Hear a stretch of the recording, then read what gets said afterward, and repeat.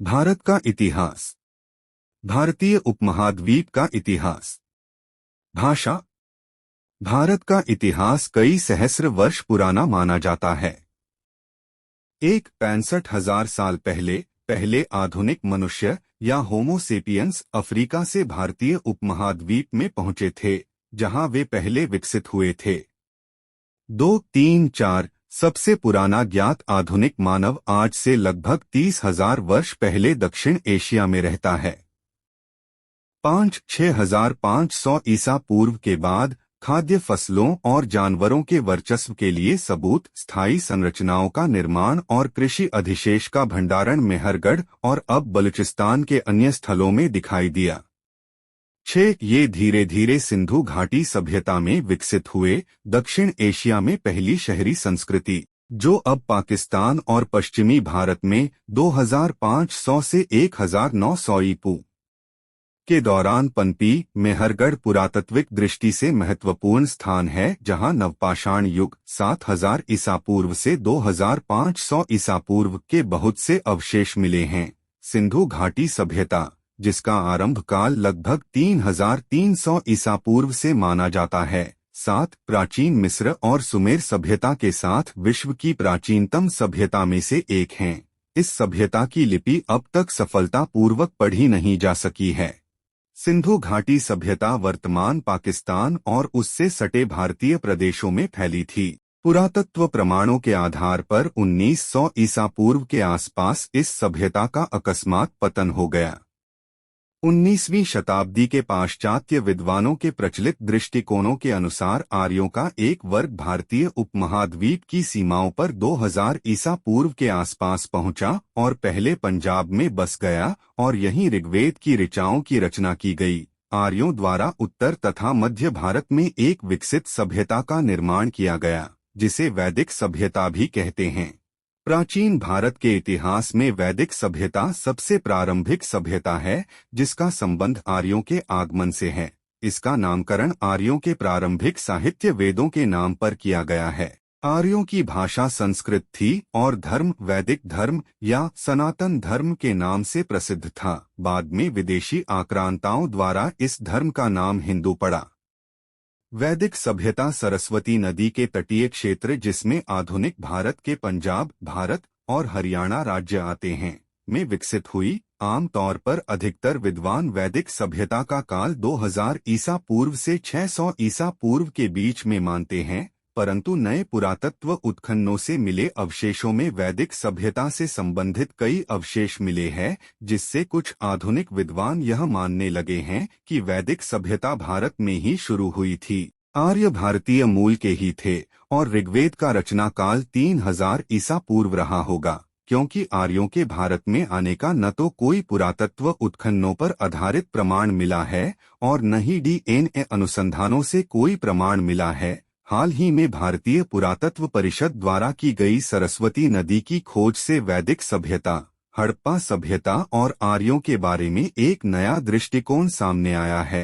हड़प्पा सभ्यता को सिंधु सरस्वती सभ्यता नाम दिया है, क्योंकि हड़प्पा सभ्यता की 2600 बस्तियों में से वर्तमान पाकिस्तान में सिंधु तट पर मात्र 265 बस्तियां थीं, जबकि शेष अधिकांश बस्तियां सरस्वती नदी के तट पर मिलती हैं। सरस्वती एक विशाल नदी थी, पहाड़ों को तोड़ती हुई निकलती थी और मैदानों से होती हुई समुद्र में जाकर विलीन हो जाती थी। इसका वर्णन ऋग्वेद में बार बार आता है। यह आज से 4000 साल पूर्व भूगर्भीय बदलाव की वजह से सूख गई थी। आर्य लोग खानाबदोश गडेरियों की भांति अपने जंगली परिवारों और पशुओं को लिए इधर से उधर भटकते रहते थे। इन लोगों ने पत्थर के नुकीले हथियारों से काम लेना सीखा। मनुष्यों की इस सभ्यता को वे यूलिथ सभ्यता कहते हैं। इस सभ्यता में कुछ सुधार हुआ तो फिर चिलियन सभ्यता आई। इन हथियार औजारों की सभ्यता के समय का मनुष्य नर वानर के रूप में थे। उनमें वास्तविक मनुष्यत्व का बीजारोपण नहीं हुआ था। मुस्टेरियन सभ्यता के पश्चात रेंडियन सभ्यता का प्रादुर्भाव हुआ। इस समय लोगों में मानवोचित बुद्धि का विकास होने लगा था। फिर इसके बाद वास्तविक सभ्यताएं आई, जिसमें पहली सभ्यता नवपाषाण कालीन कही जाती है। इस सभ्यता के युग का मनुष्य अपने जैसा ही वास्तविक मनुष्य था। आथ यूथिल समयता से लेकर नव पाषाण सभ्यता तक का काल पाषाण युग कहलाता है। पाषाण युग के बाद मानव जाति में धातु युग का प्रादुर्भाव हुआ।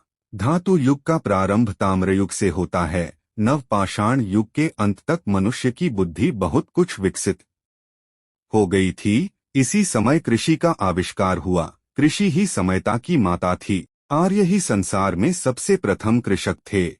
कृषि के उपयोगी स्थानों की खोज में आर्य पंजाब की भूमि में आए और इसी का नाम सप्तसिंधु प्रदेश रखा। आर्य लोग संपूर्ण सप्तसिंधु प्रदेश में फैल गए, परंतु उनकी सभ्यता का केंद्र सरस्वती तट था। सरस्वती नदी तट पर ही आर्यों ने ताम्रयुग की स्थापना की। यहाँ उन्हें तांबा मिला और वे अपने पत्थर के हथियारों को छोड़कर तांबे के हथियारों को काम में लेने लगे। इस ताम्रयुग के चिन्ह अन्वेषकों को चान्हू डेरों तथा विजनौत नामक स्थानों में खुदाई में मिले हैं। ये स्थान सरस्वती नदी प्रवाह के सूखे हुए मार्ग पर ही है। मेसोपोटामिया तथा इलाम में यही सभ्यता प्रोटो इलामाइट सभ्यता कहलाती है। सुमेरु जाति प्रोटाइलामाइट जाति के बाद मेसोपोटामिया में जाकर बसी है। सुमेरु सभ्यता के बाद मिस्र की सभ्यता का उदय हुआ। प्रसिद्ध अमेरिकन पुरातत्वविद्या 0D013 ने सिंधु प्रदेश को पत्थर और धातुयुग में मिलाने वाला कहते हैं। ताम्र सभ्यता के बाद कांसे की सभ्यता आई। कांसे की सभ्यता संभवतः सुमेरियन लोगों की थी। मेसोपोटामिया के उर, फरा, किश तथा इलाम के सुसा और तपा, मुस्यान आदि जगहों में उन्हें खुदाई में कांसे की सभ्यता के नीचे ताम्र सभ्यता के अवशेष मिले हैं। मेसोपोटामिया में जहाँ जहाँ इस प्रोटो इलामाइट कही जाने वाली ताम्र सभ्यता के चिन्ह मिले हैं, उसके और सुमेरु जाति की कांसे की सभ्यता के स्तरों के बीच में किसी बहुत बड़ी बाढ़ के पानी द्वारा जमी हुई चिकनी मिट्टी का उसे 4 फुट मोटा स्तर प्राप्त हुआ है। यूरोपीय पुरातत्ववेत्ताओं का यह मत है कि मिट्टी का यह स्तर उस बड़ी बाढ़ द्वारा बना था, जिसको प्राचीन ग्रंथों में नूह का प्रलय कहते हैं। ताम्रयुग की प्रोटोइलामाइट सभ्यता के अवशेष इस प्रलय के स्तर के नीचे प्राप्त हुए हैं। इसका यह अर्थ लगाया गया कि इस प्रलय के प्रथम में ही प्रोटो इलामाइट सभ्यता का अस्तित्व था। इस सभ्यता के अवशेषों के नीचे कुछ स्थानों में निम्न श्रेणी की पाषाण सभ्यता के चिन्ह प्राप्त हुए हैं। ईसा पूर्व 7वीं और शुरुआती 6वीं शताब्दी सदी में जैन और बौद्ध धर्म संप्रदाय लोकप्रिय हुए। अशोक ईसा पूर्व 265 से 241 फीट इस काल का एक महत्वपूर्ण राजा था, जिसका साम्राज्य अफगानिस्तान से मणिपुर तक और तक्षशिला से कर्नाटक तक फैल गया था, पर वो संपूर्ण दक्षिण तक नहीं जा सका। दक्षिण में चोल सबसे शक्तिशाली निकले। संगम साहित्य की शुरुआत भी दक्षिण में इसी समय हुई, भगवान गौतम बुद्ध के जीवन काल में। ईसा पूर्व 7वीं और शुरुआती 6वीं शताब्दी के दौरान 16 बड़ी शक्तियां महाजनपद विद्यमान थे। अति महत्वपूर्ण गणराज्यों में कपिलवस्तु के शाक्य और वैशाली के लिच्छवी गणराज्य थे। गणराज्यों के अलावा राजतंत्रीय राज्य भी थे, जिनमें से कौशाम्बी, वत्स, मगध, कोशल, कुरु, पांचाल, चेदी और अवंती महत्वपूर्ण थे। इन राज्यों का शासन ऐसे शक्तिशाली व्यक्तियों के पास था, जिन्होंने राज्य विस्तार और पड़ोसी राज्यों को अपने में मिलाने की नीति अपना रखी थी। तथापि गणराज्यात्मक राज्यों के तब भी स्पष्ट संकेत थे, जब राजाओं के अधीन राज्यों का विस्तार हो रहा था। इसके बाद भारत छोटे छोटे सांग राज्यों में बंट गया। 8वीं सदी में सिंध पर अरबों का अधिकार हो गया।